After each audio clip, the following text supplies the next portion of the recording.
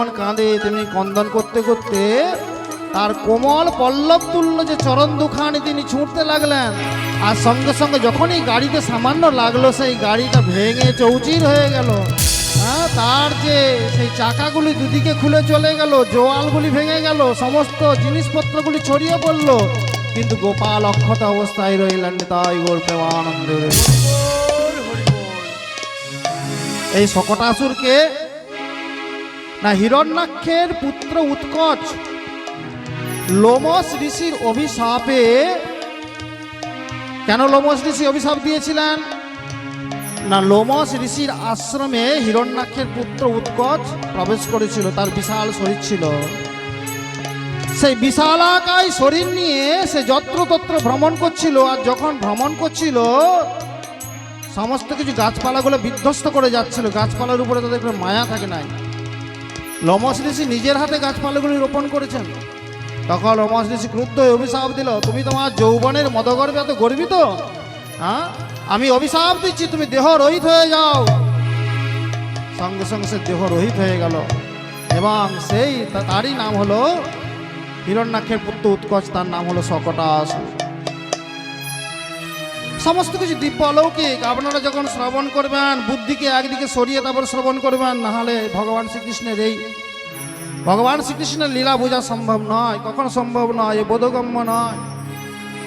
শ্রদ্ধা ভক্তির বলে, ভগবানের প্রতি অপার ভালোবাসার ফলে এই লীলা ঋষিদের হৃদয় মধ্যে আবির্ভূত হয়েছেন এই লীলা।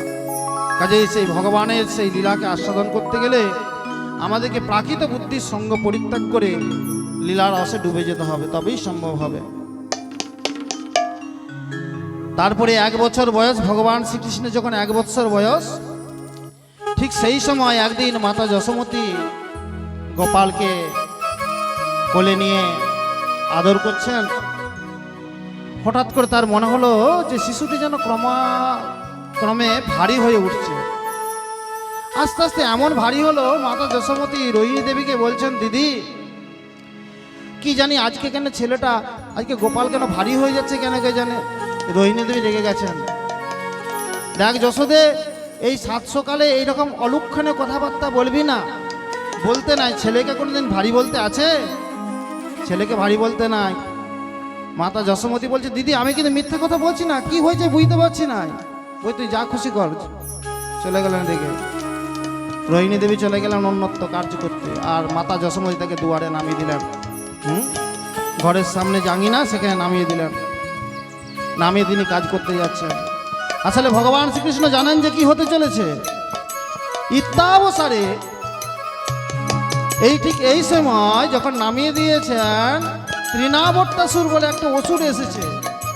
সে ঝড়ের রূপ ধারণ করে, ঘূর্ণি ঝড়ের রূপ ধারণ করে সমস্ত গোকুলকে ধূলি দ্বারা আচ্ছন্ন করলো। কেউ কাউকে দেখতে পাচ্ছে না, সবাই প্রচন্ড শব্দ শুনতে পাচ্ছে, শব্দ, কেউ কাউকে দেখতে পাচ্ছে না। মাতা যশোমতী তিনি একবার দেখতে পেলেন যে গোপালকে সেই ঘূর্ণি ঝড় তাকে তুলে নিয়ে আকাশের উপরে নিয়ে চলে যাচ্ছে। তখন মাতা যশোমতী বৎসহারা গাভীর ন্যায় রোদন করতে লাগলেন। আর এদিকে তৃণাবর্তাসুর গোপালকে নিয়ে অনেক আকাশের উঁচুতে উঠে চলে গেছে। এত উঠে চলে গেছে, গোপাল তখন কিচ্ছু করছেন না, অনেক উঁচুতে চলে গেছেন। তখন গোপাল কি করলেন, সে তৃণাবর্তাসুরের গোলাটি এইরকম করে জড়িয়ে ধরলেন। তারপরে তিনি ভারী হতে শুরু করলেন ভগবান শ্রীকৃষ্ণ। আর যখন ভারী হতে শুরু করলেন, তৃণাবর্তাসুর আর উঠতে পারছে না, তার শরীরটা আস্তে আস্তে নামছে। তৃণাবর্তাসুর ছাড়ানোর চেষ্টা করছে গোপালকে, কিন্তু পাচ্ছে না। শেষে কি হলো না, গোপাল এমনভাবে সেই তার গলাটি জড়িয়ে ধরেছিল, সে তৃণাবর্তাসুরের বিশাল শরীর ব্রজের শিলাখণ্ডের উপর পতিত হয়ে চুরমার হয়ে গেল। জয় ভগবান শ্রীকৃষ্ণচন্দ্র কি জয়। এরপরে নামকরণ লীলা, ভগবানের নামকরণ হবে। গর্গাচার্য যদুকুলের পুরোহিত বসুদেবজি গর্গাচার্যকে পাঠিয়েছেন নন্দালয়ে, বলে দিয়েছেন যেখানে আমার সন্তান আছে ওইটি নন্দ, কিন্তু যেন ওইটি আমার সন্তান, আসলে ওইটি হচ্ছে আমার সন্তান। ওটি নন্দের সন্তান নয়। আপনি যাবেন, এবং ওই যে আমার সন্তানটি আছে ওকে ক্ষত্রিয়োচিত সংস্কারে সংস্কৃত করবেন। হরিবল। এই যে নামকরণ হয় না, যা কিছু বিবাহ, নামকরণ, অন্নপ্রাশন যা কিছু হয়, ব্রাহ্মণের ক্ষেত্রে একরকম নিয়ম, ক্ষত্রিয়ের ক্ষেত্রে একরকম নিয়ম, বৈশ্যের ক্ষেত্রে একরকম নিয়ম, শূদ্রের ক্ষেত্রে একরকম নিয়ম। এখন ভগবান শ্রীকৃষ্ণচন্দ্র তিনি ভগবান হলেও ক্ষত্রিয় বংশ তো এসেছেন, তাহলে তার নামকরণ লীলাটি ক্ষত্রিয় মতে হওয়া দরকার। তাই গর্গাচার্যকে পাঠিয়েছেন। গর্গাচার্য এসেছেন, নন্দ মহারাজ তাকে অনুরোধ করেছেন, হে মহাত্মা, আপনি জ্যোতিষশাস্ত্রে খুব পারদর্শী। আমার গৃহে 2টি পুত্র আছে, তন্মধ্যে একটি আমার নিজের পুত্র যশোদার গর্ভসঞ্জাত, আরেকটি হচ্ছে বসুদেবের পুত্র, যা ওই রোহিণীর গর্ভসঞ্জাত। এই 2টি পুত্রের নামকরণ লীলা আপনি সম্পাদন করুন, নামকরণ করুন। গর্গাচার্য বললেন, মহারাজ নন্দ, নামকরণ করতে আমার সমস্যা কিছু নাই, কিন্তু সবাই জানে যে আমি যদুকুলের কুলপুরোহিত। কংস যদি জানতে পারে আমি যদুকুলের কুলপুরোহিত হয়ে আমি এখানে ব্রজের মধ্যে তোমার পুত্রের নামকরণ করছি, তাহলে কংসের মধ্যে কিছু সন্দেহ হতে পারে, বলা যায় না, অনর্থ হলেও হতে পারে। কি করে করি বলুন, আপনি বলুন। তখন নন্দ মহারাজ বললেন, তাহলে এমন কি কাজ করা যায় না যে নামকরণটা খুব গোপনে সম্পন্ন করা যায়? হ্যাঁ, তাই হোক। কি না, নন্দ মহারাজের যে গোয়াল ছিল, যে গোশালা ছিল, সেই গোশালার মধ্যে অত্যন্ত সংগোপনে নামকরণ হতে লাগলো। একদিকে নন্দ মহারাজ সুন্দরভাবে স্নান করে, বস্ত্র অলঙ্কার পরিধান করে, সুন্দর আসন ভূষণ সুসজ্জিত হয়ে বসেছেন, আর ওই দিকে বসেছেন মাতা রোহিণী আর মাতা যশোমতী, নিজের নিজের ছেলেকে নিয়ে, বালককে নিয়ে খুব সুন্দরভাবে বসেছেন। আর এইদিকে গর্গাচার্য তিনি নামকরণ করার আগে যে মাঙ্গলিক অনুষ্ঠানগুলি করা দরকার সেগুলি করছেন। হোম যজ্ঞ আদি সমস্ত সুসম্পন্ন হলো, বৈদিক মন্ত্র দিয়ে ভগবান বিষ্ণুর আরাধনা করলেন, তারপরে তিনি নামকরণ করছেন। বলছেন, আমি সর্বপ্রথমে তাহলে নামকরণ করি, শোনো রোহিণী, তোমার পুত্রের নামকরণ আমি প্রথমে করব। কি করে? অয়ং হি রোহিণী পুত্র রামায়ণ সুহৃদ গুণই আখ্যাতে রামইতি বলা ধিক্কাদ বলা বিদু। এই যে রোহিণী, তোমার পুত্রের নাম হবে রাম। কেন না, এ সবাইকে আনন্দ দান করবে, রময়তি ইতি রাম, এ সকলকে আনন্দ দান করবে, নিজে রূপে গুণে সকলকে আনন্দ দান করবে, এই জন্য তার নাম হবে রাম। আর একটা নাম হবে, এ এত বলশালী হবে যে এর বল দেখে সবাই অবাক হয়ে যাবে, শারীরিক অপরিমিত বল থাকবে তার, এর অপরিমিত বল দেখে সবাই অবাক হয়ে যাবে, এই জন্য তার আর একটা নাম হবে বল। তাহলে আমি তাহলে 2টো নাম একসঙ্গে জুড়ে দিই, এই যে মায়েরা 2টো নাম জুড়ে দিই। তোমরাই ভাবো না আমি রোহিণী নন্দ যশোমতী, তোমরা ভাবো না, ভাবতে অসুবিধা কি আছে? ভাবছো কেন যে এখানে ভাগবত শ্রবণ করছি এই বাঁশ পাহাড়িতে? ভাবো যে ব্রজে চলে গেছি। হ্যাঁ, ওই 2টো নামকে একসঙ্গে সবাই চঞ্চল হয়ে যাচ্ছে, মাঝে এত সুন্দর কথা বলেছে তবুও চোখগুলো ঘুরঘুর করছে চারদিকে, কোথায় কে আসছে, ওইদিকে আসছে, আরে এইদিকে তাকাও, এত সুন্দর লীলা হচ্ছে। হ্যাঁ, আরে 3টে ঘন্টা মাত্র, কোন দিকে পেরিয়ে যাবে ভগবানের লীলা আস্বাদন করতে করতে। সবসময় চঞ্চলতা ভালো নয়। ওই তাহলে 2টো নাম একসঙ্গে জুড়ে দিচ্ছি, এই বলো, বলাধিক্যের জন্য বলো, আর সবাইকে আনন্দ দিয়েছে রাম। তাহলে বলো যুক্ত রাম, বলরাম, জয় বলরাম ভগবান কি। আমরা জানি এই বলরাম হচ্ছেন কার অবতার? মায়েরা কালকে বলেছিলাম, বলরাম কার অবতার? আমাদের কার অবতার বলরাম?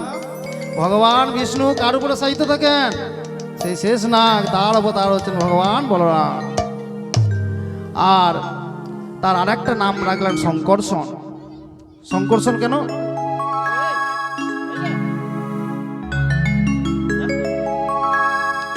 শঙ্কর্ষণ কেন?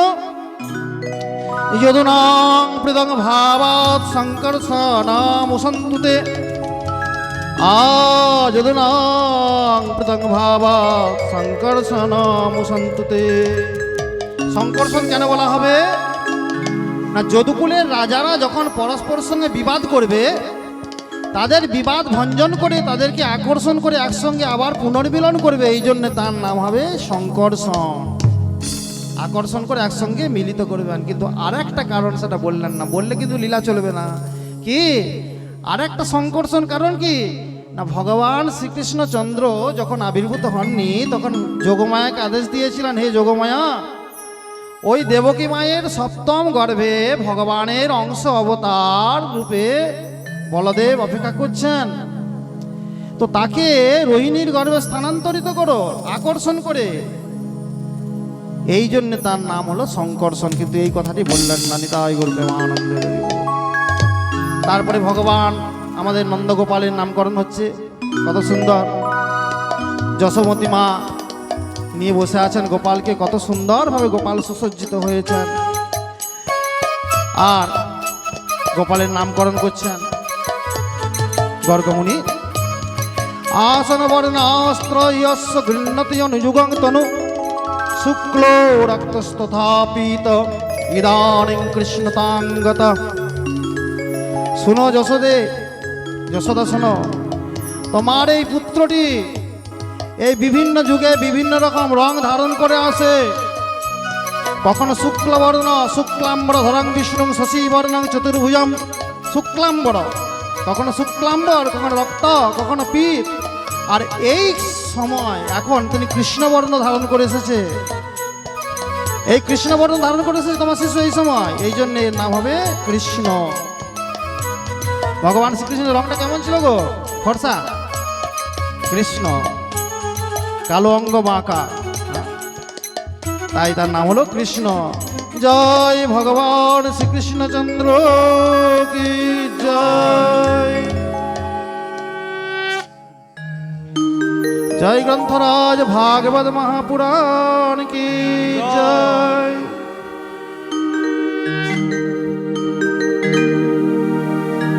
নন্দদুলা ব্রজের গোপাল, মা যশোদা নয়নমণি। নন্দদুলা ব্রজের গোপাল, মা যশোদার নয়নমণি। নন্দদুলা ব্রজের গোপাল, মা যশোদার নয়নমণি। পড়বি ধরা করুণা তোরা, পড়বি ধরা করুণা তোরা। চুপিসারে খায় মা কোননি। নন্দদুলা ব্রজের গোপাল, মা যশোদার নয়নমণি।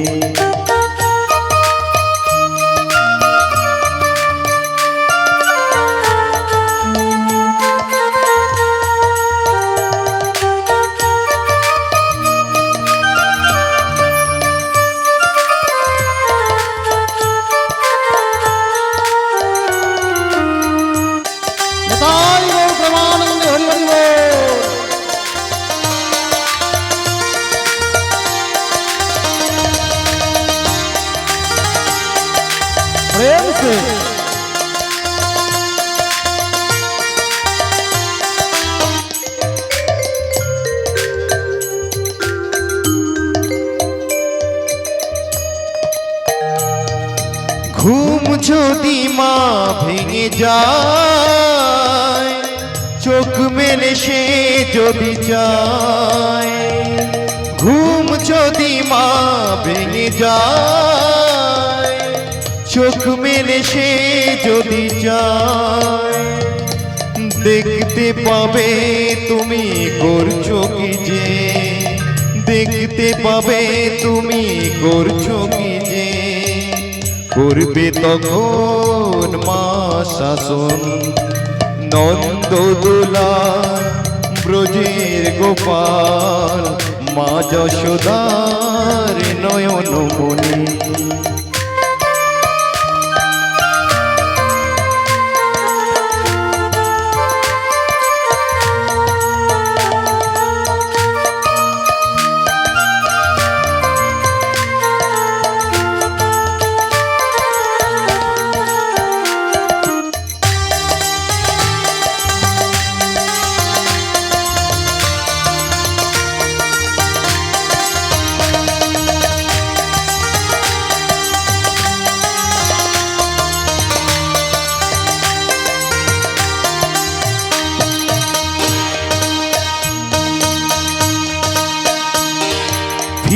ফিরবে না এই বেলা,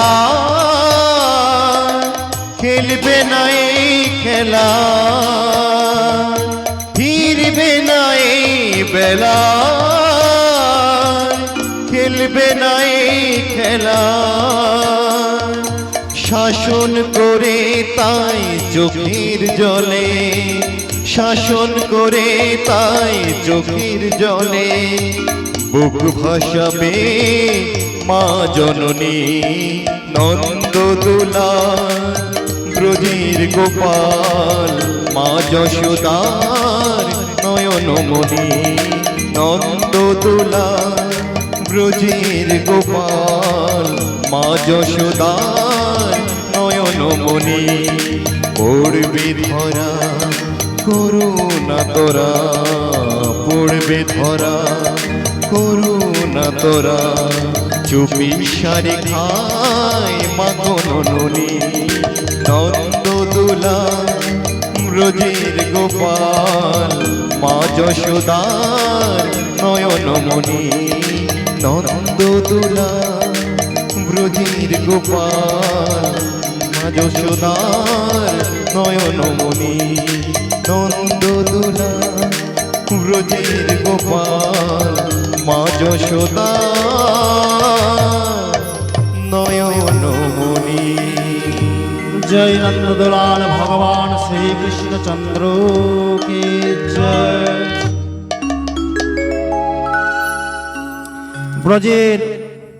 ব্রজের কর্দমাক্ত পথ, সেই কর্দমাক্ত পথে আজকে এই দুটি ছোট ছোট বালক ভগবান শ্রীকৃষ্ণচন্দ্র গোপাল, বালগোপাল আর তার অগ্রজ বলরাম দাদা, তারা হামাগুড়ি দিয়ে হাঁটতে শুরু করেছে, হামাগুড়ি দিয়ে চলতে শিখেছে।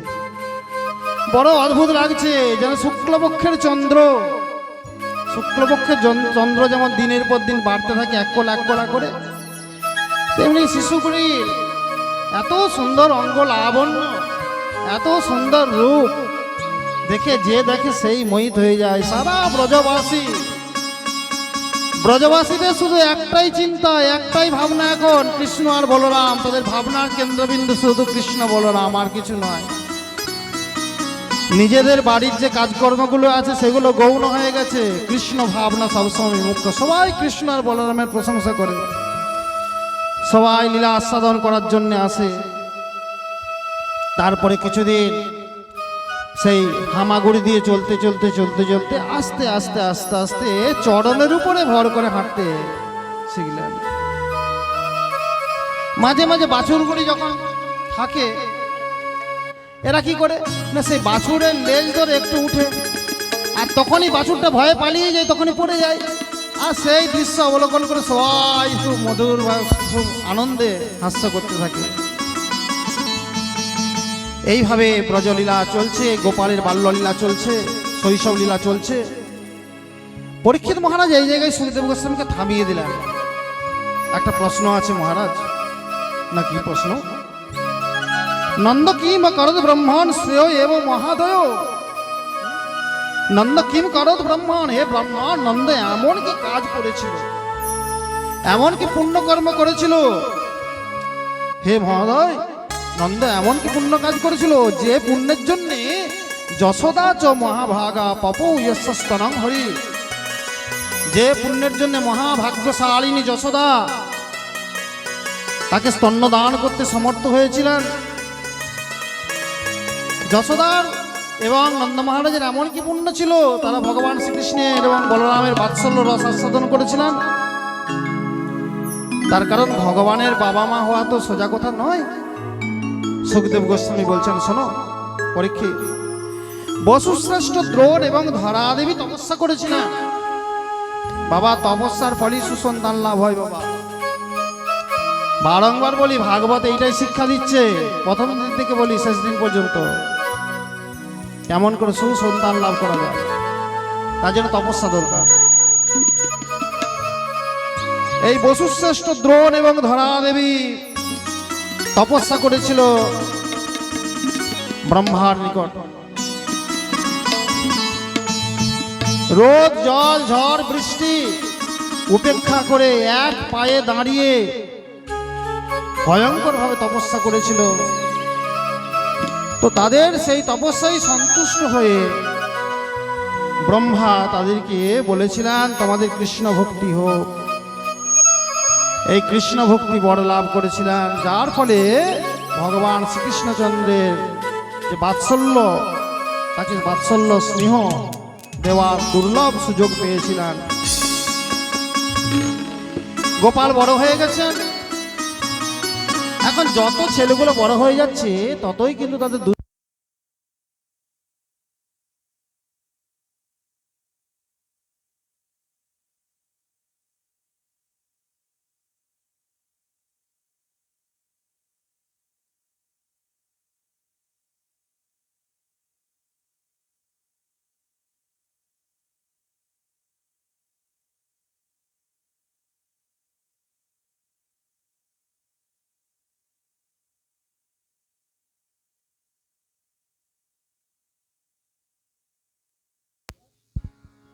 হরি বল, জয় শ্রীকৃষ্ণ।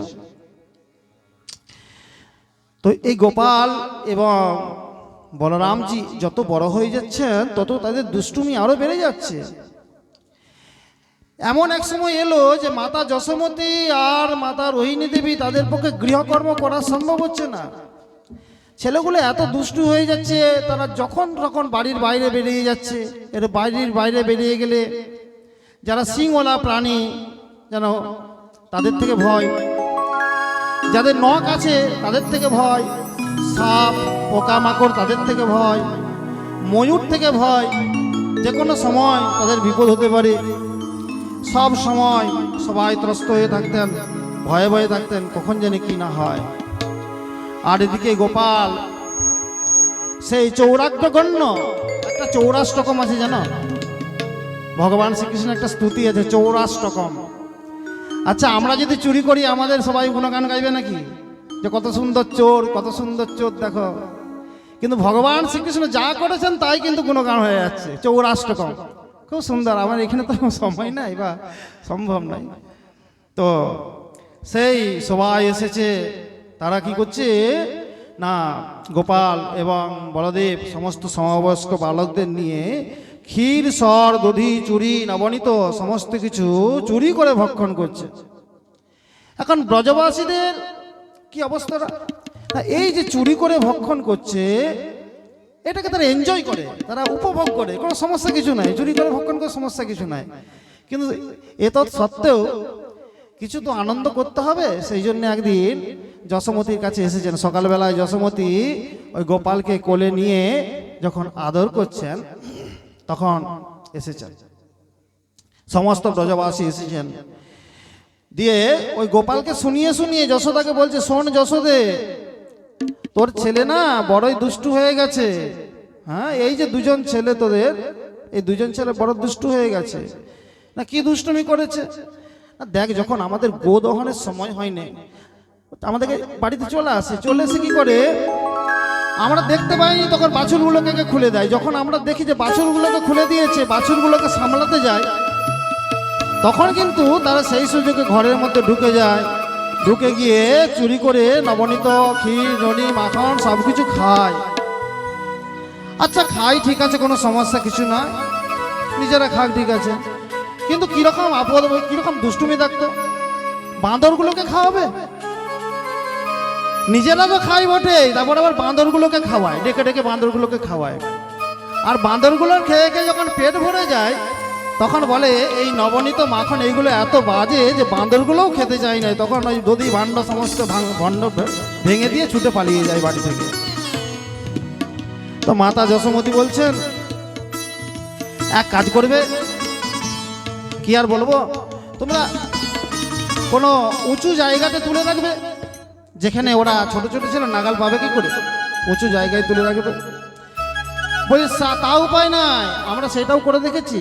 আমরা যখন শিখেতে তুলে রাখি তখন তোমার ছেলে ওই নবনীত চুরি করার জন্য নিত্য নতুন বুদ্ধির উদ্ভাবন করে, উদুখলকে সোজা করে দাঁড় করিয়ে দেয়, তারপর তার উপরে উঠে, তারপরে দণ্ড, তখনও নাগাল পায় নাই, শিকের মধ্যে যে ভাণ্ডটি আছে তাইটিকে দণ্ড দিয়ে ছেদা করে দেয়, তারপরে মুখ হাঁ করে সেইটি ভক্ষণ করে। তখন বলছেন তাহলে এক কাজ করবে, এই নবনীত এইগুলোকে সব কিছুকে অন্ধকার ঘরে লুকিয়ে রাখবে, তাতেও কোনো লাভ নাই, তাতেও কোনো লাভ নাই। তোমাদের ছেলেগুলির যে গায়ে যে অলংকারগুলি আছে, সেই অলংকারগুলির জন্যে ওরা অন্ধকার ঘরে সব কিছু দেখতে পায়। মাতা যশোমতী বলছে অলংকারগুলো খুলে নেব, তাও আমাদের দেখা আছে ওই ছেলেগুলোর শরীর থেকে এমনভাবে জ্যোতি বেরোয়, ওদের নিজেদের জ্যোতিতে নিজেরা সমস্ত কিছু দেখতে পায়। বলছে দেখো, গোপাল দেখছে ভয়ে জড়সড়, আমার মায়ের কাছে আমার নামে নালিশ করছে, গোপালের চোখগুলি তার মধ্যে ভয়ের ছাপ। মাতা যশোমতী দেখলেন, দেখে মাতা যশোমতী একটু হাসি পেল, কিন্তু গোপালকে আর বকতে ইচ্ছা হচ্ছে না। তখন বলছে যে দেখো, এখন তখন মায়ের কাছে এমনভাবে সাধু সেজে বসে আছে যেন কিছুই জানে নাই। এইভাবে ব্রজবাসীরা আনন্দে মগ্ন হয়ে থাকতেন সদা সর্বদা ভগবান শ্রীকৃষ্ণচন্দ্র। দেখো কি শিক্ষণীয়, আজ থেকে 5000 বৎসর পূর্বে এই ব্রজলীলাতে ব্রজ গোপিকারা যে আদর্শ স্থাপন করে গেছেন, চলতে ফিরতে খেতে শুতে সবসময় ভগবত চিন্তা, তার ফলে তারা কিন্তু জীবনে যন্ত্রণা অনুভব করেননি। সংসার দুঃখ তাদেরকে পীড়িত করতে পারে নাই, কেন না সব সময় ভগবত চিন্তা করতেন, ঈশ্বর চিন্তা করতেন, গোপালের চিন্তা করতেন। আজকে তাদের পদাঙ্ক অনুসরণ করেও আমরাও যদি চলতে ফিরতে খেতে শুতে কাজ করতে সব সময় ভগবানের চিন্তা করি আর এই লীলাগুলি ধ্যান করি, তাহলে আজকে আমরাও কিন্তু সেই রকম আনন্দে থাকতে পারবো না। তাই বলতে আনন্দে হরি হরি। একদিন সকালবেলাকার কথা, সুখদেব বলছেন আবার সেই লীলা, দামবন্ধন লীলা। দাম মানে কি? দাম মানে কি? দড়ি। ভগবান শ্রীকৃষ্ণের আরেকটা নাম হচ্ছে দামোদর। কি নাম মায়েরা? দামোদর। দামোদর মানে কি? দাম উদরে যাহার, তিনি দামোদর। মাতা যশোমতী একবার গোপালকে বেঁধেছিলেন, দড়ি দিয়ে বেঁধেছিলেন। তো সেই জন্যে তার ভগবান আর একটা নাম হলো দামোদর। তো সেই লীলা আজকে আস্বাদন করবো। শ্রী শুকোবাচ একদা গৃহদাসী সুযশোদানন্দ গেহিনী কর্মান্তর নিযুক্তাসু নির্মমন্থ স্বয়ং দধি। একবার যশোমতী কি করলেন, সমস্ত দাস দাসীদেরকে বললেন, ডেকে বললেন, শোনো, আজকে তোমাদের আর দধি মন্থন করতে হবে না, তোমরা চলে যাও ওই গোবর্ধন পর্বতে। মহারাজ আজকে ইন্দ্র পূজা করবেন, ইন্দ্রের জন্য যজ্ঞ করবেন, তাকে সাহায্য করবে। আর আজকে আমি নিজেই কিন্তু গোপালের জন্য দধি মন্থন করব। দাস দাসীরা অনুযোগ করে বলল, কেন মা? আরে আমরা কি দধি মন্থন করতে পারবো না? যশোমতী বললেন, তোরা যদি পারবি, তাহলে গোপাল কেন লোকের ঘরে চুরি করে খায়? দেখি না একদিন আমি নিজে হাতে দধি মন্থন করবো, তোদের ওই মন্থন নিশ্চয়ই ভালো হয়নি, গোপালের ভালো লাগে না। সেই জন্যে আজকে আমি নিজে হাতে দধি মন্থন করব। কর্মান্তর নিযুক্তাসু নির্মমন্ত স্বয়ং দধি। সেই সমস্ত দাস দাসীদেরকে অন্য জায়গায় নিযুক্ত করে, অন্য কর্মে নিযুক্ত করে নিজেই দধি মন্থন করছেন। আর দধি মন্থন করছেন, আর সঙ্গে সঙ্গে গান করছেন, গোপালের বাল্যলীলা গান করছেন, গোপালের যে লীলা কাহিনীগুলো সেগুলো গান করছেন। বিশেষত গ্রাম্য ভাটেরা এসেছিল। হরিবল। ভাট মানে একরকম কবি, তারা তাৎক্ষণিক কবিতা রচনা করতে পারত, গান রচনা করতে পারত। যখন গোপালের জন্ম মহোৎসব হয়েছিল, সমস্ত ভাটেরা এসেছিল এবং তারা ওই সঙ্গে সঙ্গেই সুন্দর সুন্দর ভাবে ছন্দবদ্ধ ভাবে গান রচনা করেছিল ভগবান শ্রীকৃষ্ণের উদ্দেশ্যে, গোপালের উদ্দেশ্যে। আর মাতা যশোমতী এত শ্রুতি ধরেছিলেন যে তিনি সব মনে রেখে দিয়েছেন। সেই সমস্ত কথাগুলি গানগুলি করছেন আর দধি নির্মন্থন করছেন। জানি জানি হ গীতানি তদবাল চরিতানি চ দধি নির্মন্থন কালে স্মরন্তি দান্ন গায়ত। দধি নিমন্ত্রণ করছেন আর ভগবানের নাম গুণ কীর্তন করছেন। আমাদের এই পদাঙ্ক অনুসরণ করা দরকার। মায়েরা যখন হাঁড়িতে যখন জল চাপাবে, যখন ওই চাল যখন দেবে, তখন একবার ভগবানের নাম স্মরণ করবে, গোবিন্দায় নমঃ বলে, হরি বল, জয় শ্রীকৃষ্ণ, জয় রাধা মাধব বলে চাল দেবে হাঁড়িতে। তোমার কর্ম আর উপাসনা এক হয়ে যাবে। দেখো বাবা, এই তোমার উপাসনাকে কর্মের সঙ্গে সংযুক্ত না করতে পারলে তোমার কর্মের কোনো দাম থাকবে না। এটা গীতার সার কথা। তুমি পড়াশোনা করছো ছাত্র অবস্থায়, তোমার উচিত আগে ভগবানকে স্মরণ করো, তারপরে পড়াশোনায় বসা। আবার পড়াশোনা হয়ে গেল, ভগবানকে স্মরণ করো। এটা আমি নিজে করেছি বলে বলছি। যখন পড়াশোনা করেছি আমি নিজে করেছি। যখন পড়াশোনা করতে বসতাম তখন একটুক্ষণ ভগবানের নাম জপ করে নিতাম। ঠিক সেই রকম সংসারের প্রত্যেকটা কর্মের মধ্যে ভগবানকে জুড়ে দাও। তুমি ব্যবসা করবে, প্রথমেই ভগবানকে কিছু ডেকে নাও খানিকক্ষণ। আবার যখন দোকান বন্ধ করবে, ভগবানকে ডেকে নাও। যখন একটু ফাঁকা পেয়েছো, তখন ভগবানকে ডাকতে থাকো। খদ্দের সঙ্গে কথাও বলো আর মনটা ভগবানের দিকে থাকো। এই আদর্শটা এখানে পাচ্ছি আমরা। দধি নির্মন্ত্রণ কালে স্মরন্তি তন্ন গায়। মাতা যশোমতী খুব সুন্দরভাবে সুসজ্জিত হয়েছেন। ক্ষৌম বাসং পৃথুকটি তটে বিব্রতি সূত্র নদ্দাং। মাতা যশোমতী ব্রজের মায়েরা যেমন করে বস্ত্র পরিধান করেন, আমাদের মায়েরা একটা শাড়িকেই পরেন, কিন্তু ব্রজের মায়েরা কেমন পরেন? নিচে একটা বস্ত্র থাকে, উপরে একটা বস্ত্র থাকে। তো নিচের বস্ত্রটাকে ক্ষৌম বস্ত্র বলে। মাতা যশোমতী এই ক্ষৌম বস্ত্র পরিধান করেছেন। আর সেই ক্ষৌম বস্ত্রটাকে একটা সুতো দিয়ে বেঁধেছেন কোমরের মধ্যে। পৃথুকটি তটে বিব্রতি সূত্র নদ্ধং, সূত্র দিয়ে বেঁধেছে। আর পুত্রের প্রতি স্নেহ বসে, যেহেতু ভগবানের স্মরণ করছেন আর দধিমন্থন করছেন, আর স্তন থেকে আপনার থেকেই দুগ্ধ খরিত হচ্ছে। আর সে স্তনযুগল আপনার থেকে কম্পিত হচ্ছে। দধি নিমন্ত্রণে বলে স্তনযুগল কম্পিত হচ্ছে, আর স্তন থেকে আপনার থেকেই দুগ্ধ খরিত হচ্ছে। ব্রজলীলার বৈশিষ্ট্য, একটা বাৎসল্যলীলার বৈশিষ্ট্য, সাংঘাতিক লীলা, সাংঘাতিক লীলা। মায়ের কোলে ছেলে নাই, শুধু পুত্রের স্মরণ হয়ে গেছে। পুত্রের স্মরণ হওয়া মাত্র স্তন থেকে আপনার থেকে দুগ্ধ খরিত হচ্ছে। এটা যশোমতীর পক্ষে সম্ভব। কত স্নেহ ছিল, কত ভালোবাসা ছিল। হ্যাঁ, মাদ্রি স্নেহ অন্তরে ছিল, সেইটাই দুগ্ধের রূপ ধারণ করে খরিত হচ্ছে। তখন গোপাল চলে এসেছেন, তখন গোপালকে তো স্মরণ করছেন। আর ভক্ত যখন ভগবানকে একান্ত চিত্তে স্মরণ করেন, ভগবান তিনি থাকতে পারেন না। অন্য একটা বাড়ির একটা রুমের মধ্যে গোপাল ঘুমাচ্ছিল। তখন সেই গোপালের ঘুম ভেঙে গেছে। গোপাল চলে এসেছেন। চলে এসে মা যে দধি মন্থন করছিলেন এইভাবে, তো মন্থন দণ্ডটি ধরেছেন, মাকে নিষেধ করলেন, মা দধি মন্থন করতে হবে না। তাং স্তন্যকাম আশ্রদ্ধ মতনতিং জননীং হরি গৃহীত দধি মন্থন নশেত প্রতিমা বাহন। মা দধি মন্থন করতে হবে না, এখন আমাকে স্তন্য দান করো। মাতা যশোমতী করবেন কি, তিনি সেই দধি মন্থন বন্ধ করে গোপালকে কোলে তুলে নিলেন আর গোপালকে স্তন্যদান করছেন। কি সুন্দর দৃশ্য!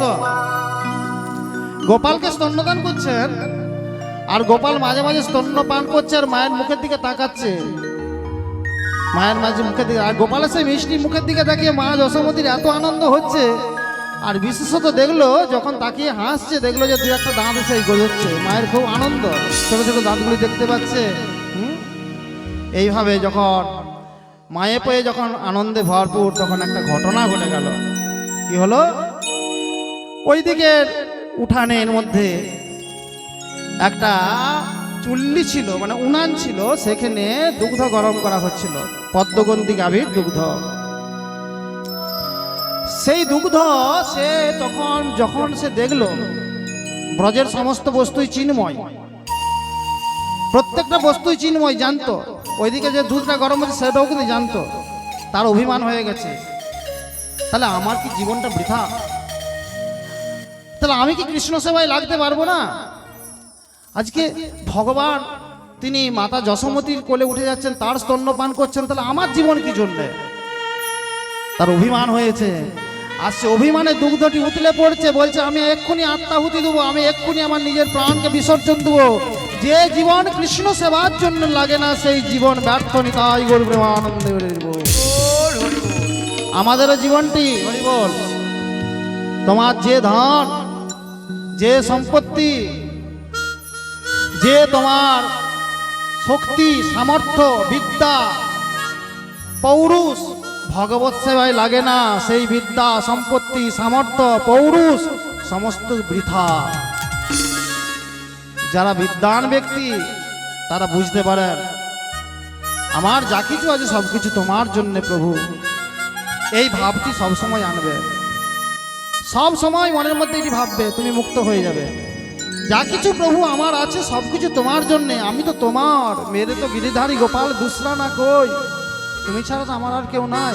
আমার জীবন আমার তোমার, আমার যৌবন তোমার, আমার হস্ত পদ সর্ব ইন্দ্রিয় মন বাক্য চক্ষু সব কিছুই তোমার, তোমার সেবার কাজে লাগুক।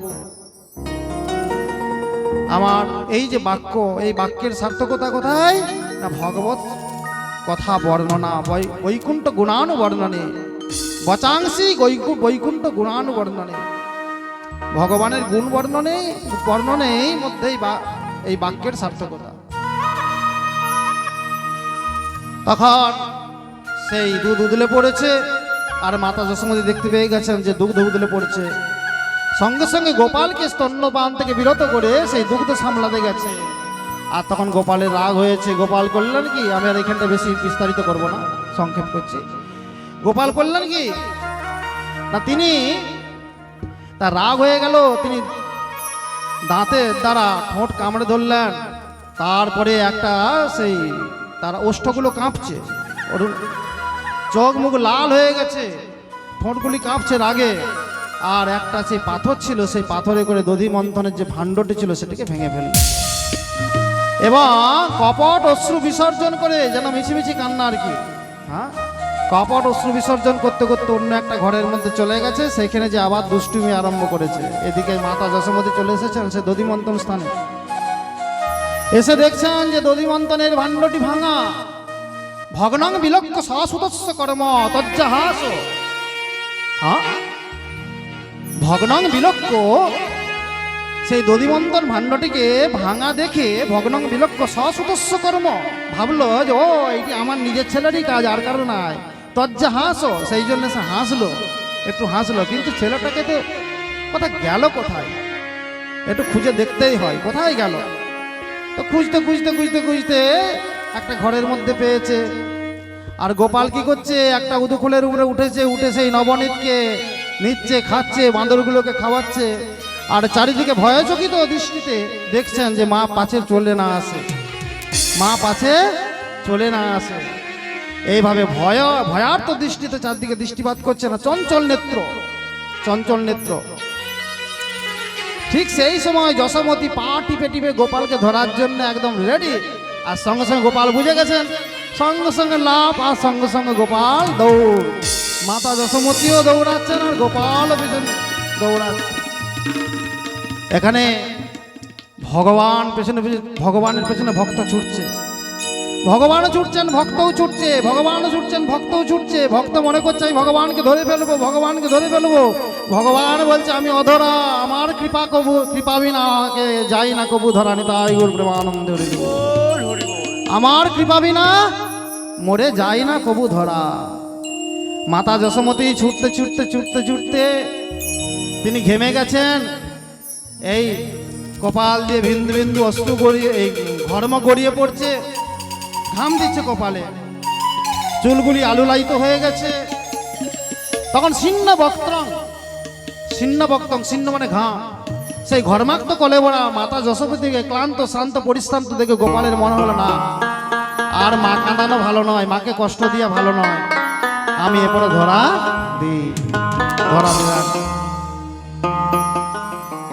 ভগবান শ্রীকৃষ্ণ ধরা দিলেন মাতা যশোমতীকে। এরপরে মাতা যশোমতীর মনে হলো, তখন গোপালের অবস্থাটা কিরকম না, মাতা যশোমতী গোপালকে কাজল পরিয়ে দিয়েছিলেন, কেমন আর কাজল পরিয়ে দিয়েছিলেন, আর মাতা যশোমতি ধরেছেন, এক হাতে ধরেছেন আর এক হাতে একটা ছড়ি, এক হাতে ছড়ি, সেই ছড়ি নিয়ে তিনি তর্জন গর্জন করছেন। তখন গোপালের ভয় পেয়ে গেছে, আর চোখ দিকে অশ্রু গড়িয়ে পড়েছে, আর চোখগুলি এরকম রোগ রয়েছে, আর সঙ্গে সঙ্গে কাজল মিশ্রিত চোখ, সেই যে চোখের জল এখানে পুরো লেগে গেছে। তখন তাকে অদ্ভুত একটা লাগছে। মাতা যশোমতি তার দিকে দেখে মনে মনে হাসছেন, না ছেলেটা খুব ভয় পেয়ে গেছে, আর মারধর করা চলবে না, কিন্তু শাস্তি কিছু একটা দিতেই হয়, একটা শাস্তি কিছু না দিলে নয়। কি করলেন না, গোপালকে কি করবেন না, তার আবার জেদ হলো যে তোকে বাঁধবো। তো বাঁধবো ওই যে যার উপরে তুই উঠে, যার উপরে তুই চড়ে তুই দুষ্টুমি করেছিস, তার সঙ্গে তোকে বাঁধবো, ওই উদুখোলটার সঙ্গে তোকে বাঁধবো নি, তাই করবে আনন্দ দেবো। আমি বললাম ব্রজের সমস্ত কিছু চিন্ময়, ব্রজের সমস্ত কিছু চিন্ময়। কিরকম? উদুখোলটাও চিন্ময়। মাতা যশোমতি উদুখোলটাকেও জানতো, দেখছেন। হ্যাঁ, নালে অন্য জায়গায় খুঁটিতে বাঁধতে পারতেন, তো অন্য জায়গায় বাঁধতে পারতেন। বলে ওই উদুখোলও দুষ্টু আছে, তুইও যেমন দুষ্টু, উদুখোলটাও সেরকম দুষ্টু, দেখছি উদুখোলের সঙ্গে তোকে বেঁধে রাখবো, দেখি একবার। হে ভক্তমণ্ডলী, লীলাগুলি কেমন লাগছে? অপূর্ব লীলা, অপূর্ব, এর মাধুর্য অপূর্ব, মন দিয়ে শ্রবণ করতে হবে। সে উদুখলের সঙ্গে বেঁধে দিয়েছেন গোপালকে, দিয়ে তিনি অন্যত্র গৃহকর্মে রত হয়েছেন। আর সেই সময় গোপালের মনে হলো যে আমি আরো বেশি করে দুষ্টুমি করব। আর সে উদুখলটাকে টানতে টানতে টানতে টানতে টানতে নন্দ মহারাজের আঙিনাতে দুটো অর্জুন বৃক্ষ ছিল। যেই অর্জুন বৃক্ষগুলি আসলে দুইজন দেবতা ছিল, তাদের নাম ছিল নলকুবর এবং মণিগ্রীব। নারদমণির অভিশাপে তার 100 বছর সেখানে অর্জুন বৃক্ষ জন্মগ্রহণ করেছিল। সেই অর্জুন বৃক্ষগুলির মাঝ দিকে, ফাঁক দিকে গোপাল গেলেন বলে, আর এদিকে উদুখোলটা গেল আড়াআড়ি আটকে। আর সর্বশক্তিমান ভগবানের ঐশ্বর্যের প্রকাশ, সর্বশক্তিমত্তার প্রকাশ দেখানোর সময় হয়ে গেল। যখনই একটু আকর্ষণ করলেন, সশব্দে সে অর্জুন বৃক্ষ দুটি বৃন্দাবনে, সে বিশাল ভূমিতে, ব্রজের ভূমিতে আছড়ে পড়ল। তাই উঠবে আনন্দের ব্রজের ভূমিতে আছড়ে পড়ল সে অর্জুন বৃক্ষ দুটি। তো এখানে আমার এক জায়গায় একটু বলা হয়নি যে গোপালকে বাঁধার সময় তিনি বাঁধতে পারছিলেন না কোনো মতে। হ্যাঁ, একটু স্কিপ করে যাওয়া হয়ে গেছে। বাঁধতে চেষ্টা করছেন কিন্তু বাঁধতে পারছেন না, যতবারই বাঁধতে যাচ্ছেন 2 আঙুল করে ছোট পড়ে যাচ্ছে। তখন মাতা যশোমতি যখন বাঁধতে পারলেন না, তখন অন্যান্য সমস্ত গোপীরা তারাও এসেছেন মজা দেখতে। বলছেন, দিদি আমার চুলের খোপা থেকে দড়িটা খুলে দিচ্ছি, তুমি নাও, আমার দড়িটার সঙ্গে তোমার দড়িটা গিঠাও, তারপরে তুমি বাঁধো, নিশ্চয়ই বাঁধা যাবে। দেখো, যখন বাঁধতে যাচ্ছেন দেখছেন আবার 2 আঙুল ছোট। এইভাবে সমস্ত দড়িগুলি একত্রিত করেও তাকে বাঁধতে পারছিলেন না। তখন ভগবান শ্রীকৃষ্ণচন্দ্র তিনি কৃপা করে তিনি বাধা দিলেন। তাহলে ভগবানকে সবাই বাঁধতে পারে না। তদ্দাম বদ্ধমানস সার্ভকস্য কৃতাগস দঙ্গুল্লো নাম ভূতেন সন্দদে অন্নচ্চ গোপিকা। বলছেন এই যে ভক্ত, ভগবানকে বাঁধার ক্ষমতা একমাত্র ভক্তেরই আছে, আর অন্য কারো নাই। কেন না, ভক্তের কাছে যে দড়িটি আছে সেটি অন্য কারো কাছে নাই। ভক্তের কাছে কিসের দড়ি আছে গো? কিসের দড়ি আছে? ভালোবাসার দড়ি আছে, ভালোবাসার বন্ধন। ভগবান সমস্ত কিছু খণ্ডন করতে পারেন, কিন্তু যে ভক্ত তাকে ভালোবাসেন সেই ভালোবাসার বন্ধনকে খণ্ডন করার ক্ষমতা তার নাই। তাই গুরু প্রেমানন্দ। তাই এই যে লীলা, দামবন্ধ লীলা আমাদেরকে শিক্ষা দিচ্ছে, আমরাও যেন সেই সর্বেশ্বর অনন্ত কোটি বিশ্ব ব্রহ্মাণ্ডের মালিক, যাকে ব্রহ্মা বিষ্ণু মহেশ্বর যাকে ধ্যান করেন, সর্বেশ্বর, যিনি অনন্ত, যিনি অসীম, যিনি অপরিমিত, যিনি অগাধ, যাকে ধরা যায় না, ছোঁয়া যায় না, তাকেও কিন্তু আমরা এই ভালোবাসার বন্ধনে আবদ্ধ করতে পারি। জয় নন্দ গোপাল ভগবান শ্রীকৃষ্ণচন্দ্র কি জয়। ও যশোদা মা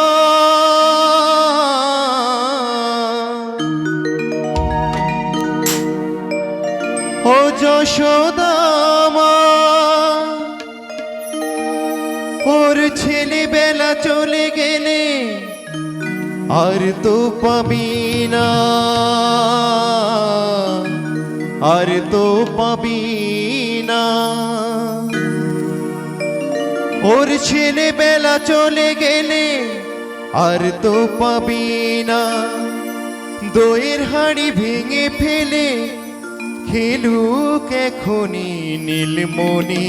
হরি বল। গোপালকে দড়ি বেঁধে রাখিস নে, ছেড়ে দে মা জননী। গোপালকে দড়ি বেঁধে রাখিস নে, ছেড়ে দে মা জননী। মাখন চুরি করুক গোপাল, মাখন চুরি করুক গোপাল, চুরি করে খাক ননি। গোপালকে দড়ি বেঁধে রাখিস নে, ছেড়ে দে মা জননী।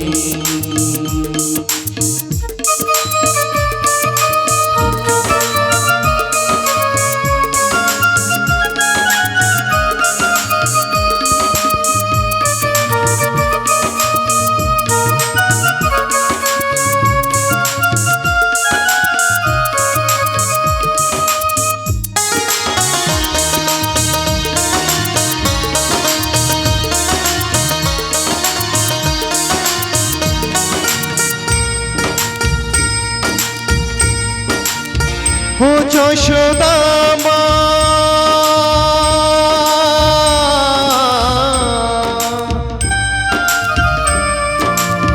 ও যশোদা মা ওর ছেলেবেলা চলে গেলে আর তো পাবি না, আর তো পাবি না। ওর ছেলেবেলা চলে গেলে আর তো পাবি না। দই হাড়ি ভেঙে ফেলে ফেলু কোনো নীলমণি। গোপালকে দড়ি বেঁধে রাখিস নে, ছেড়ে দে মা জননী। গোপালকে দড়ি বেঁধে রাখিস নে, ছেড়ে দে মা জননী। মাখন চুরি করুক গোপাল, মাখন চুরি করুক গোপাল, চুরি করে থাক ননি। গোপালকে দড়ি বেঁধে রাখিস নে, ছেড়ে দে মা জননী।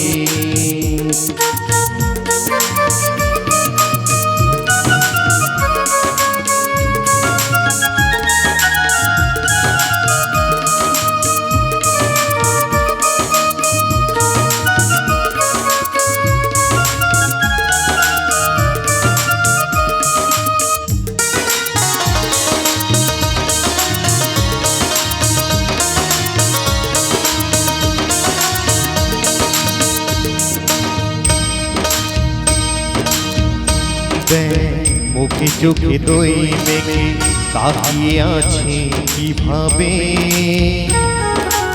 কিছু যেন জানে না সে, শান্ত সে কত স্বভাবে, শান্ত সে কত স্বভাবে। দেখ মুখে চোখে দই মেখে তাকিয়ে আছে কিভাবে, কিছু যেন জানে না সে, শান্ত সে কত স্বভাবে, শান্ত সে কত স্বভাবে। ও যশোদা মা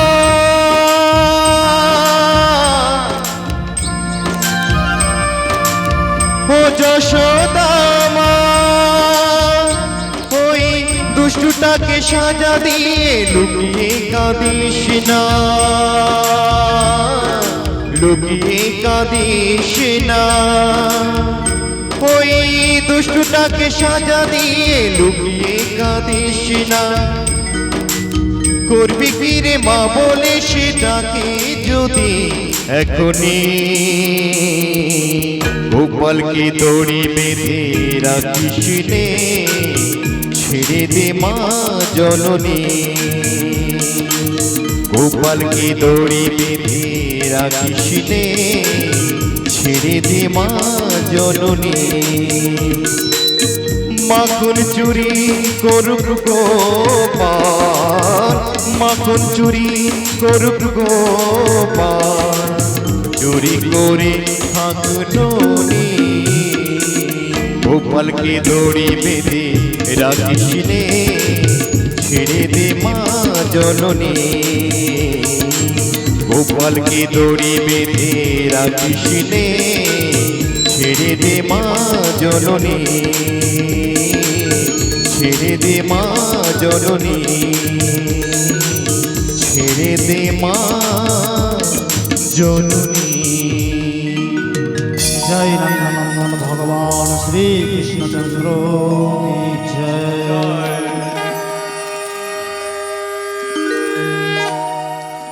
ব্রজের মধ্যে অসুরদের উৎপাত দিনের পর দিন বেড়েই চলেছে। ব্রজের মধ্যে অসুরদের উৎপাত দিনের পর দিন বেড়েই চলেছে, সেই জন্যে সমস্ত ব্রজবাসীর একত্রিত হয়েছে। উপানন্দ প্রভৃতি বৃদ্ধ গোপগণ তারা একসঙ্গে একটা মিটিং করছে সমবেত হয়ে। বিষয়টা কি?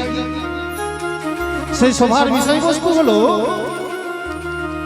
যে ব্রজধামে যে বালকেরা আছে তার বালকেরা আদৌ সুরক্ষিত নয়। যেভাবে অসুরদের উৎপাত দিনের পর দিন বেড়েই চলেছে, আমাদের কিন্তু এই স্থানে আর থাকা উচিত নয়। অবিলম্বে এই স্থান পরিত্যাগ করে আমাদের অন্য কোথাও যাওয়া প্রয়োজন আছে।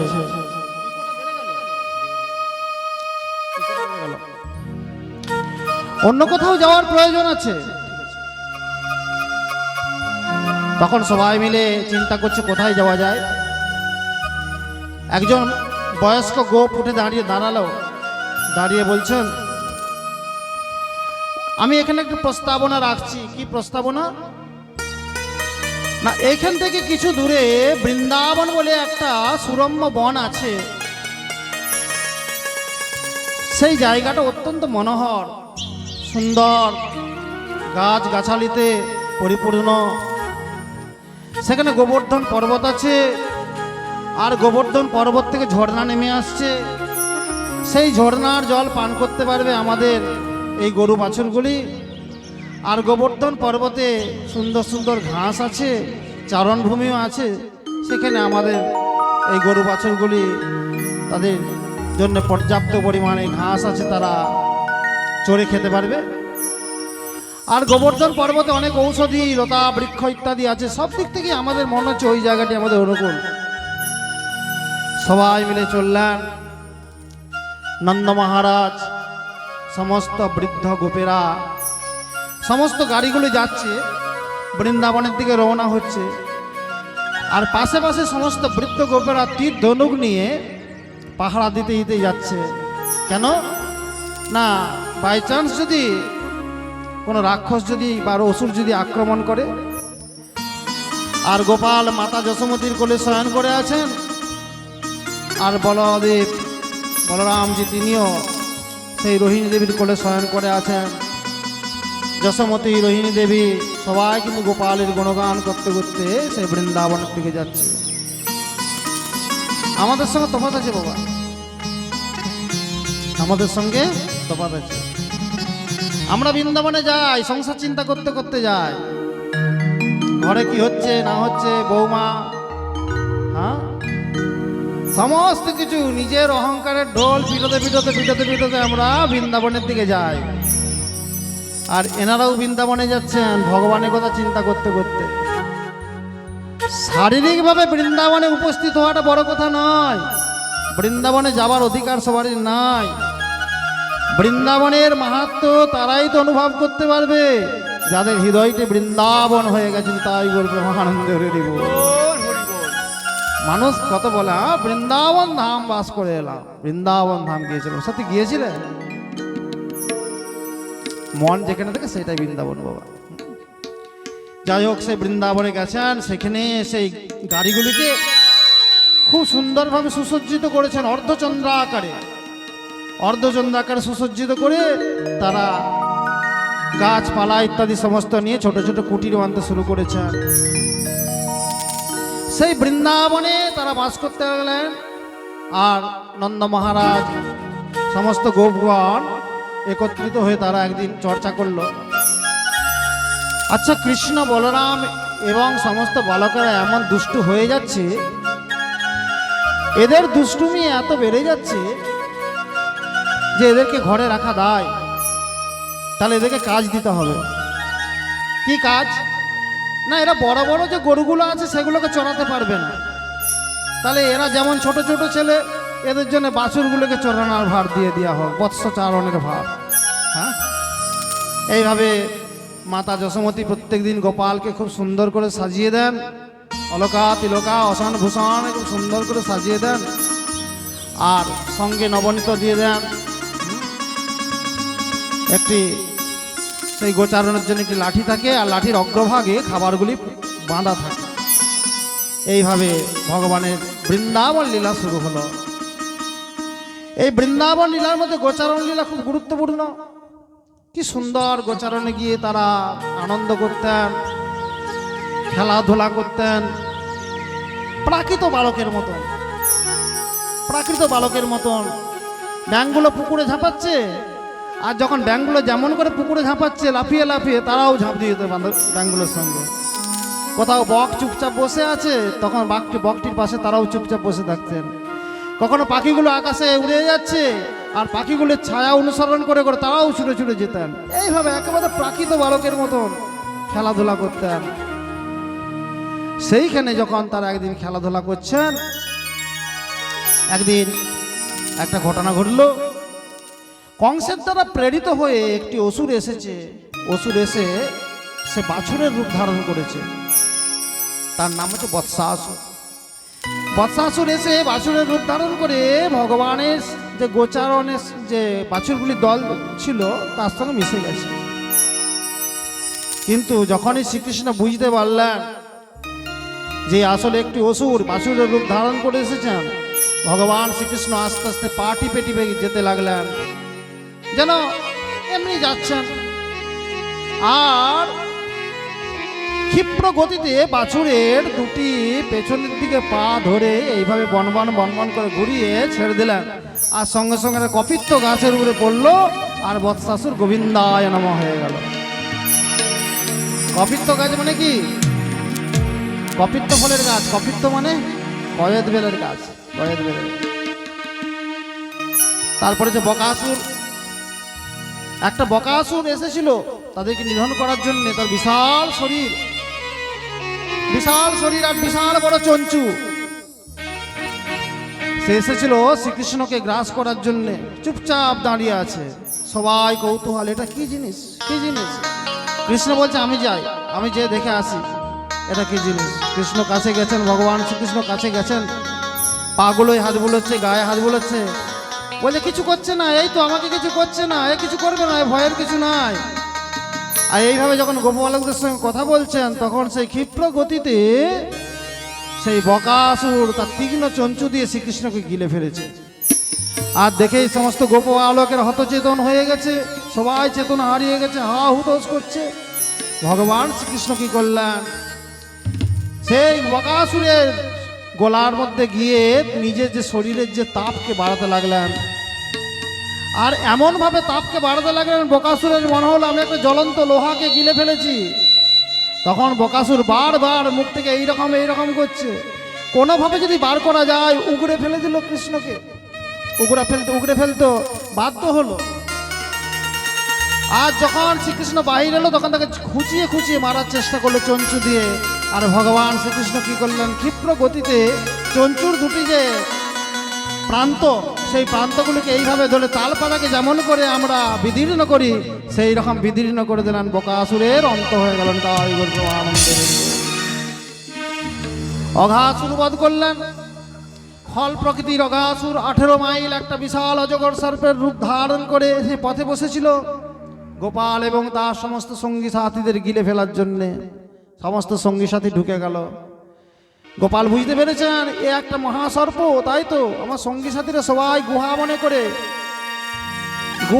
করে গুহার ভিতরে ঢুকে গেছে। আসলে তারা মৃত্যুরূপী গুহাতে প্রবেশ করেছে, এ আসলে একটা বড় সাপ। গোপাল তখন কি করলেন, বাধ্য হয়েই সে অঘাসুরের মুখের মধ্যে প্রবেশ করলেন। অঘাসুর অপেক্ষা করছিল কখন গোপাল প্রবেশ করবে, আর যখনই গোপাল প্রবেশ করেছে অঘাসুর মুখটি বন্ধ করে দিয়েছে। আর সঙ্গে সঙ্গে গোপাল অলৌকিক লীলা সম্পন্ন করলেন। কি করলেন ভগবান শ্রীকৃষ্ণচন্দ্র আমার, না তিনি নিজের শরীরকে বাড়াতে লাগলেন। এইভাবে শরীরকে বাড়াচ্ছেন, এমন সময় হয়ে গেল যে অঘাসুরের শ্বাসরুদ্ধ হয়ে যাওয়ার অবস্থা, তার শ্বাসনালী বন্ধ হয়ে যায়। তখন অঘাসুর ছটফট করতে করতে করতে করতে মারা গেল। আর গোপাল কি করলেন, তার মস্তক ব্রহ্মতালু বিদীর্ণ করে তিনি সঙ্গী সাথী সহ সবাই চলে এলেন। জয় ভগবান শ্রীকৃষ্ণচন্দ্র কি জয়। এই অঘাসুর বধ দেখে ব্রহ্মার খুব চিন্তা হয়েছে। ব্রহ্মা শুনেছে যে নাকি ভগবান, আর তারপরে ভগবানের কাজটাও দেখলেন। তারপরে তার মনের মধ্যে দুবিধা দেখা গেছে, সংশয় দেখা গেছে, সত্যি কি ভগবান, সত্যি কি একটি ভগবান? আচ্ছা সত্যিই যদি ভগবান হয় তাহলে আমি তোমাকে পরীক্ষা করব। অঘাসুর বধ করে ভগবান শ্রীকৃষ্ণ বনভোজন লীলায় বসেছেন। হ্যাঁ, বনভোজনে বসেছেন। কিসে বসেছেন মায়েরা? হ্যাঁ, কিসে বসেছেন? বনভোজনে না পিকনিকে বসেছেন? আমাদের ক্ষেত্রে পিকনিক, আর ভগবানের ক্ষেত্রে বনভোজন। আমরা পিকনিক করি। পিকনিকে আমরা কি কি করি? যা করি সেটাই ব্যাসপীঠ থেকে বলবো না। যা খাওয়া উচিত নয় তাই খাই, আর যা পান করা উচিত নয় তাই পান করি, যা শোনা উচিত নয় তাই শ্রবণ করি। আসলে পিকনিক নয়, বনভোজন। যা কিছু করবে, হরিবল, যা কিছু করবে ভগবানকে নিয়ে করবে, আনন্দ করে ভগবানকে নিয়ে আনন্দ করবে। কেন বনভোজন করা যায় না সবাই মিলে ভগবানকে নিয়ে? একটা জায়গায় খুব সুন্দর নিয়ে গেলাম, মাইক সমস্ত নিয়ে গেলাম, সেখানে ভগবানের নাম বসিয়ে দিলাম। একদিকে নাম চলছে, একদিকে রান্না হচ্ছে, ভোগ রান্না হচ্ছে। আমরা করি, আমরা কাঠালিয়াতে করি। মায়েরা একটু হাত তুলবে তো, করি কি না? দেখো দেখো, আমরা করি। এই দৃষ্টান্ত স্থাপন করার জন্য করি যে আমরা পিকনিক, সবাই পিকনিক করছে করুক, আমরা কিন্তু ভগবানের বনভোজন লীলা করব, ভগবানকে নিয়ে আনন্দ করব। এখানে আনন্দে বসেছেন সবাই। গোপাল ভগবান শ্রীকৃষ্ণচন্দ্র মধ্যমণি হয়ে বসেছেন, আর তার চারদিকে হাজার হাজার গোপবালক বসেছেন, যেন সহস্র দল কমল। সেই কমলের কর্ণিকার মধ্যে যেন ভগবান শ্রীকৃষ্ণচন্দ্র শোভা পাচ্ছেন, আর ব্রহ্মা এখান থেকে দেখছেন। সেই যমুনার সুন্দর বালুকা রাশি, নরম বালুকা রাশির উপরে সবাই বসেছেন। আর কেউ বা গাছের পাতা তুলে এনেছে, কেউ একটা বড় ফুল তুলে এনেছে, কেউ একটা পাথর তুলে এনেছে। সেই পাথরের উপরে, বড় ফুলের উপরে বা গাছের পাতার উপরে সবাই ভোজন লীলা সম্পাদন করছেন, আর ব্রহ্মা অবাক হয়ে দেখছেন। হ্যাঁ, আচ্ছা এ যদি ভগবান হয় তাহলে এত সহজ সরল কেন? ভগবান তো গম্ভীর হবেন, ভগবানের মধ্যে এত সরলতা কেন? মানুষের সঙ্গে মিশে কেন যাবে? হরি বল। মানুষের সঙ্গে মিশে কেন যাবে? আমাকে একজন বলেছিল যে মহারাজ আপনি ছোট ছোট ছেলের সঙ্গে এমন মিশে যান না, এই জন্য ওরা আপনাকে একদিন মানবে না বলেছিল। কিন্তু তা না বাবা, সকলের সঙ্গে মিশা যায়, সবার সঙ্গে মিশা যায়। কারোর সঙ্গে মিশলে নিজের ওয়েট কোনোদিন হালকা হয়ে যায় না। ভগবান এইটাই প্রমাণ করেছেন। হ্যাঁ, নিজের ভাব গাম্ভীর্য, নিজের আদর্শ অক্ষুণ্ণ রেখে সবার সঙ্গে মিশে যায়, কোনো সমস্যা কিছু নাই। সবার সঙ্গে হাসা যায়। আমরা পৃথিবীতে কি গোমরা মুখ করে থাকার জন্য এসেছি? হাসতে এসেছি। কিন্তু হাসবো ভগবানকে নিয়ে, আমরা হাসবো, ভগবত চিন্তন করব, ভগবানকে নিয়ে আনন্দ করব, এটাই প্রকৃত আনন্দ। তো সেই ব্রহ্মা বলছেন ভগবান